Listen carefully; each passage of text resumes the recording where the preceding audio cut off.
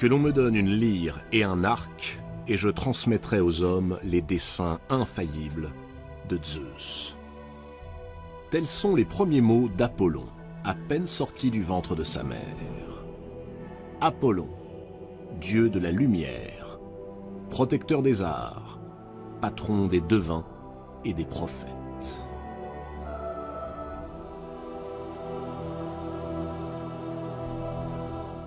Le soleil cogne au-dessus du nouveau-né. Ou plutôt, des nouveau-nés. Car, tout près d'Apollon, sommeille sa sœur jumelle, Artémis. Autour d'eux, un paysage aride et désolé. Cette île où leur mère, Leto, la déesse de la nuit, a fini par trouver refuge, est un véritable caillou. Juste un seul arbre, un palmier, le silence et la mer, prolongée à l'infini. Le visage de Leto se détend. 9 jours avant que ne soit venue la délivrance. 9 jours de souffrance, après 7 mois d'errance. Et tout cela par la faute de qui? Zeus, bien entendu. Zeus, qu'on aurait pu surnommer le dieu de l'adultère, si on ne lui avait déjà attribué le titre de maître de l'Olympe. Zeus et ses innombrables conquêtes féminines. Pauvre Leto, combien de temps le roi des dieux l'a-t-il harcelé avant de lui voler sa vertu? Elle aurait pourtant dû se douter que cette affaire finirait mal. Leto serre ses jumeaux contre elle. Elle se souvient.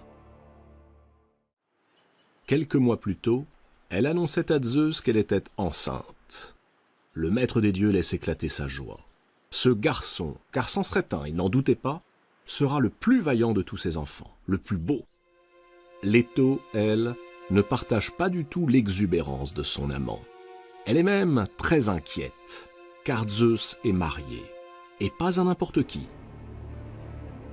Son épouse s'appelle Héra, et partage avec lui la souveraineté sur le ciel et la terre. Non seulement Héra est la plus grande de toutes les déesses olympiennes, mais elle est la divinité protectrice du mariage. Et l'infidélité, Héra n'aime pas ça. Elle ne plaisante pas dès qu'il s'agit de tromperie. Impitoyable, non seulement avec ses rivales, mais aussi avec les enfants qu'elle met au monde.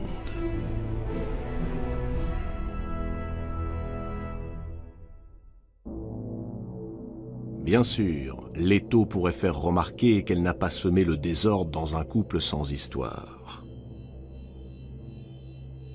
Peu de temps auparavant, les cieux ont été témoins d'un nouvel éclat. Ayant appris que Zeus s'apprêtait à commettre une nouvelle infidélité, Héra avait appelé à la rescousse Athéna, Poséidon et nombre d'autres divinités. Ensemble, ils avaient tenté d'enchaîner Zeus. Hélas, le projet échoua, et la riposte du maître de l'Olympe ne se fit pas attendre. Comme Héra était à l'origine de la conspiration, Zeus la suspendit au-dessus des nuages, une enclume à chaque cheville. Aucun dieu, malgré ses cris, n'osa lui porter secours.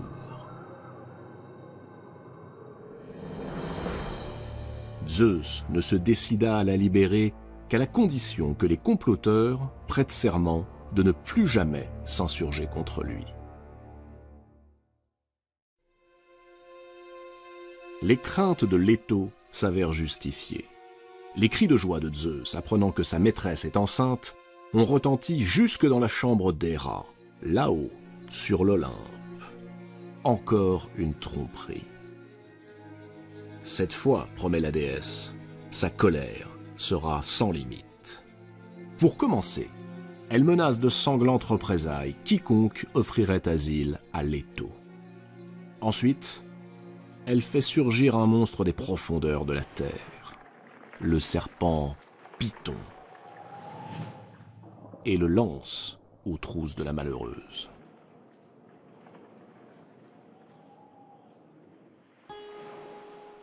Commencent alors des semaines d'errance pour la pauvre Leto.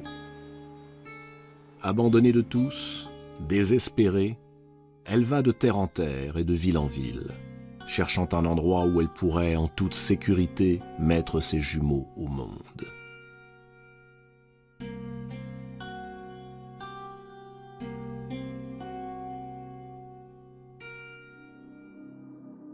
Mais sur son chemin, ce ne sont que portes closes et visages fuyants.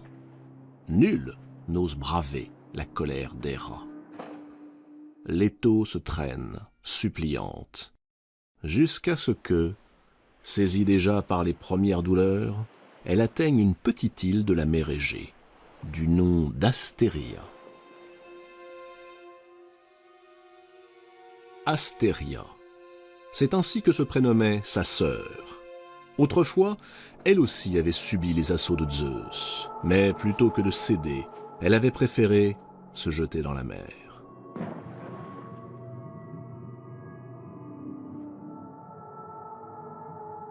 À l'endroit de sa chute, apparut alors l'île d'Astéria.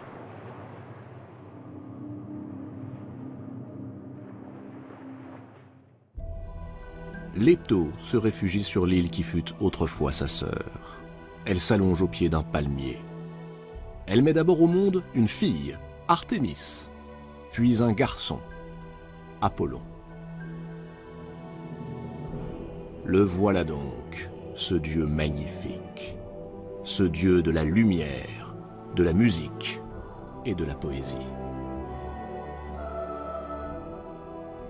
En 7 jours, le voilà qui se libère de ses langes. Il est déjà un garçon superbe, d'une force extraordinaire.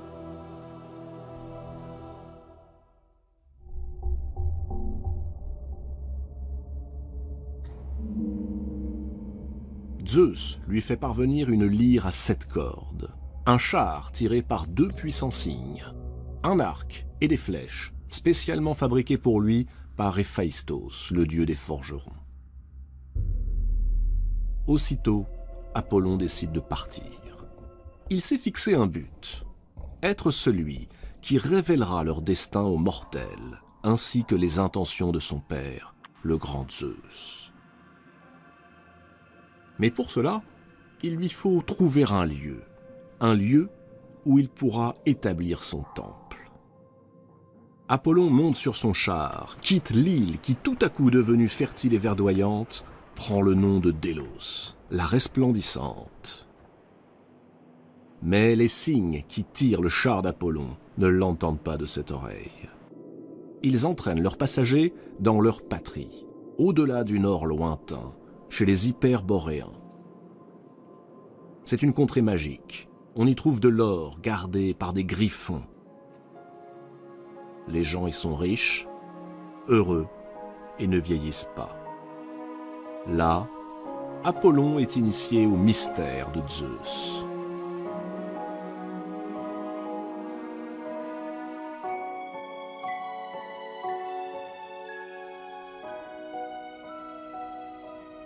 Puis il reprend son périple.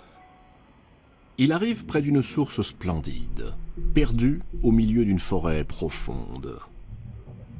La gardienne des lieux est une nymphe. Elle s'appelle Telphusa. Lorsqu'Apollon lui annonce qu'il a l'intention de bâtir ici un temple magnifique, la nymphe, offusquée qu'une divinité plus grande vienne lui faire concurrence, le persuade que l'endroit, si beau fût-il, est plein de vacarme. Elle lui vante les qualités d'un autre site, tout proche, au pied des gorges du mont Parnasse. Apollon repart. Il ne le sait pas, mais la nymphe vient de lui tendre un piège.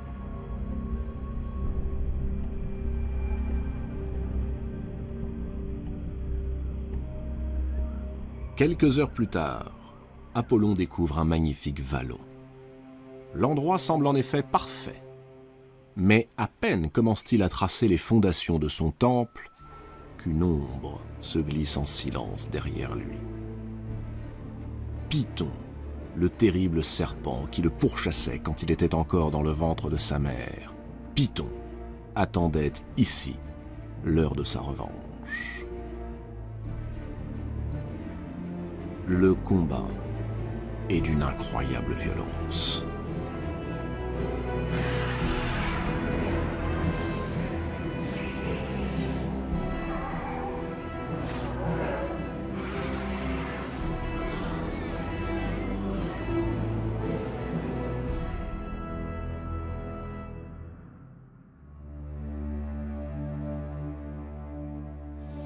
Le triomphe d'Apollon est total. Oui, mais il a tout de même tué un dieu. Gaïa, la terre-mère qui a donné naissance à Python, est furieuse. Elle rapporte aussitôt cette offense à Zeus. Zeus ordonne à son fils de se rendre dans la vallée de Tempée, afin de s'y purifier. Apollon fait davantage. En mémoire de son adversaire vaincu, il institue des cérémonies sportives et religieuses, les Jeux Pythiques. Mais qu'est-ce qu'un sanctuaire sans prêtre? Alors qu'il médite face à la mer, Apollon aperçoit tout à coup un navire qui semble en péril. Il s'élance, prend la forme d'un dauphin et rejoint le bateau. À son bord, il découvre que les marins des Crétois sont à moitié morts de faim, de soif et d'épuisement.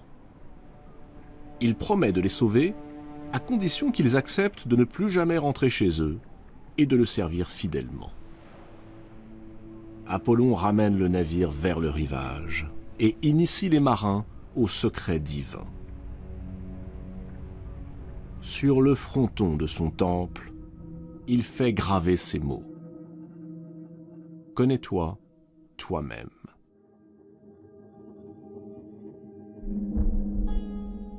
Dieu errant, lancé sur les routes, Apollon connaissait sans doute mieux que quiconque le sens profond de cette maxime.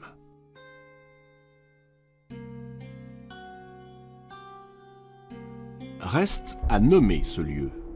Les marins devenus prêtres font observer que c'est sous la forme d'un dauphin qu'Apollon leur est apparu. Dauphin, Delphis en grec. Apollon approuve. Ce site s'appellera Delphes.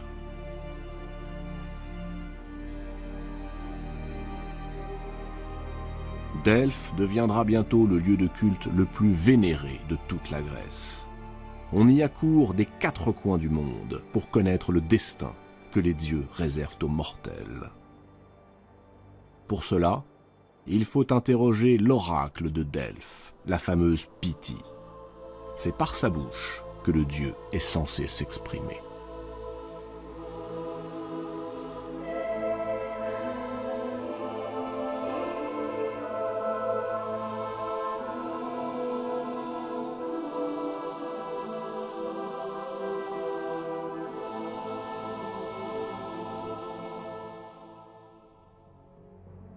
À présent, le temps du vagabondage est terminé. Celui du pouvoir peut commencer. Apollon fait une entrée triomphale sur l'Olympe, à l'assemblée des dieux. Il est au sommet de sa gloire. Hélas, chacun possède sa part d'ombre, même les dieux. Et si, avec sa lyre, Apollon enchante le séjour des immortels, avec son arc, il rend impossible la vie des hommes. Et l'on ne tarde pas à découvrir que, derrière le délicieux poète qui folâtre avec les muses, se cache un archer sanguinaire et violent. Une reine, l'arrogante Niobé, va l'apprendre à ses dépens, et elle ne sera pas la seule. Niobé règne sur la ville de Thèbes. Jadis, elle avait été aimée de Zeus, mais n'avait pas daigné lui donner d'enfant. Pourtant, Niobé était féconde. Avec son époux, Amphion, elle avait mis au monde pas moins de 14 enfants. Un jour, poussée par la jalousie et la rancœur, Niobé se vanta de sa prodigieuse fertilité, et elle railla la déesse Leto, qui, elle, n'avait eu que des jumeaux, Artémis et Apollon. Offense impardonnable aux yeux d'Apollon. Alors que les enfants de Niobé sont en compagnie de leur mère sur le mont Sipyle, Apollon s'approche d'eux et, sans le moindre état d'âme, bande son arc, décoche ses flèches. 14 flèches, 14 enfants. Un carnage.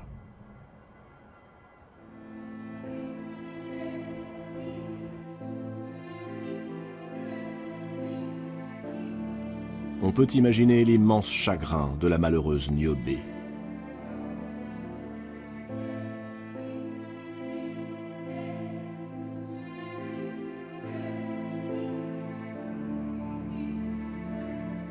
Prostrée, elle refuse de quitter la tombe de ses enfants assassinés.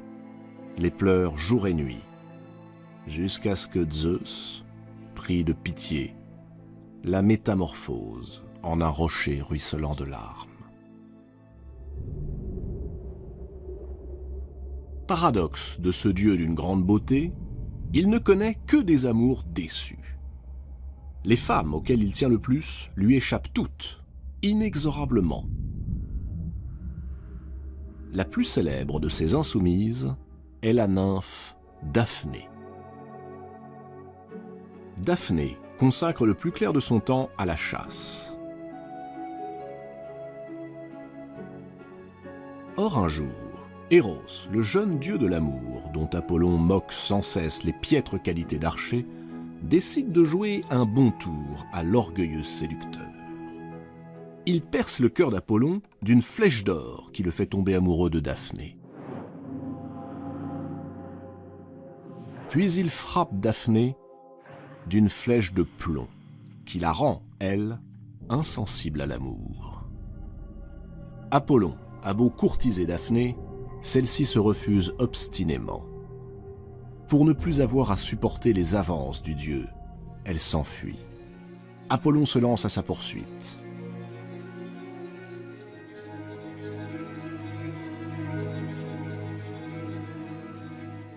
La nymphe s'enfonce dans les forêts, jusqu'à ce que, trahie par ses forces, elle s'écroule sur la rive du grand fleuve Pénée.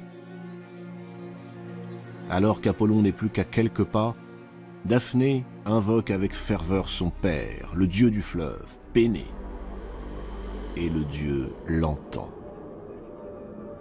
Dans un tonnerre d'eau et d'écume, Pénée jaillit des flots.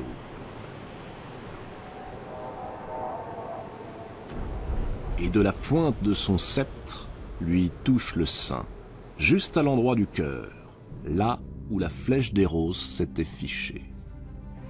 La belle Daphné sent ses membres se figer. Sa fine tunique glisse sur ses hanches et son corps se recouvre tout à coup d'une rugueuse écorce grise. Ses bras s'allongent en rameaux, ses mains deviennent pampres, son sang se fait sève et ses chevilles s'enracinent sur l'herbe tiède de la berge du fleuve. Son père vient de la changer en un magnifique laurier. Apollon se précipite sur elle, mais trop tard.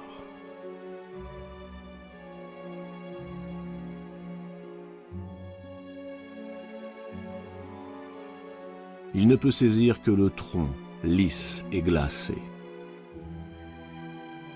Il sent, sous l'écorce, palpiter le cœur vivant de Daphné.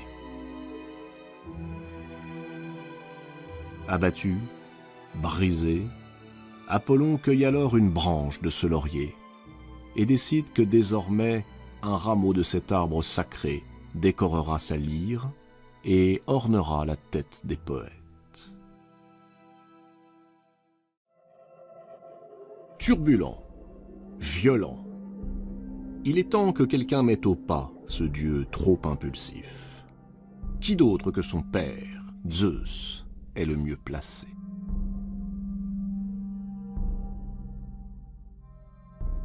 Apollon vient de tomber amoureux une nouvelle fois. Elle s'appelle Coronis, c'est la fille du roi de Thessalie. Apollon et Coronis sont heureux. Coronis porte l'enfant du dieu. Mais la princesse, encore enceinte, a le malheur de succomber au charme d'un simple mortel. un dénommé Ischys. C'est un corbeau que le dieu avait chargé de veiller sur la belle qui prévient Apollon de la trahison. Sa colère est, comme toujours, implacable. Apollon commence par tuer le pauvre corbeau, qui, de blanc à l'origine, devient noir. Puis il tue Ischys et Coronis. Au moment où la dépouille de Coronis posée sur le bûcher va être consumée par les flammes, Apollon arrache de son sein l'enfant qui vit encore. Cet enfant, c'est Asclépios. Cette nouvelle tragédie bouleverse Apollon. Une fois encore, il a perdu la femme qu'il aimait. Mais il lui reste l'enfant. Asclépios va apprendre les plus grands secrets de la médecine. Et bientôt, il se révèle d'une telle habileté qu'il découvre par lui-même le remède incroyable, fou, le rêve de l'humanité, ressusciter les morts. Et il n'hésite pas à le faire. Asclépios ressuscite Orion, Hippolyte, Pindare ou encore Lycurgue. Hadès, le maître des enfers, est furieux. Ce qui se passe est très grave. Asclépios est en train de bouleverser l'ordre qui règne entre les dieux et les hommes. Il est hors de question de le laisser poursuivre. Hadès proteste auprès de Zeus. Le maître de l'Olympe partage sa colère. Asclépios va bien trop loin. Alors, sans hésiter, Zeus foudroie le médecin de génie. Désespoir d'Apollon. Son propre père a osé lui enlever son fils. Pour se venger de Zeus, Apollon prend alors pour cible les Cyclopes, ces créatures à l'œil unique qui avaient forgé la foudre du maître de l'Olympe, et il les assassine, un par un. Colère de Zeus. Décidément, ce fils est incontrôlable. Pour le punir, Zeus songe au pire. Le précipiter dans le Tartare, ce coin maudit des enfers. Mais sur l'intercession de Leto, Zeus consent à adoucir la peine. Apollon deviendra l'esclave d'un mortel. Pendant 1 an, il servira le roi de Thessalie, comme simple berger.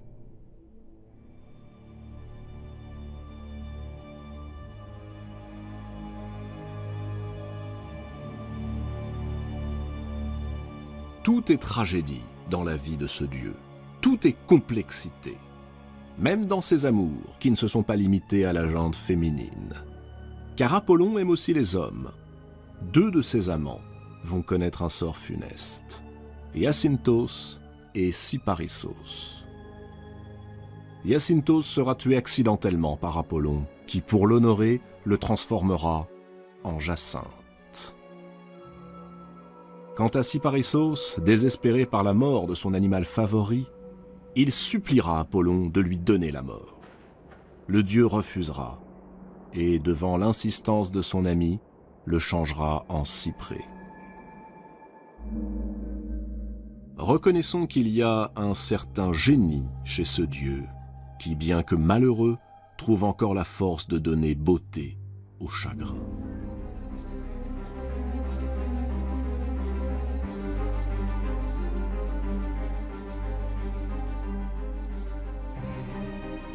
Ainsi, loin des clichés qui font de lui un dieu solaire, un dieu de la pureté et de la beauté, Apollon, à l'instar de tous les mortels, cultive les paradoxes. Il est à la fois ombre et lumière.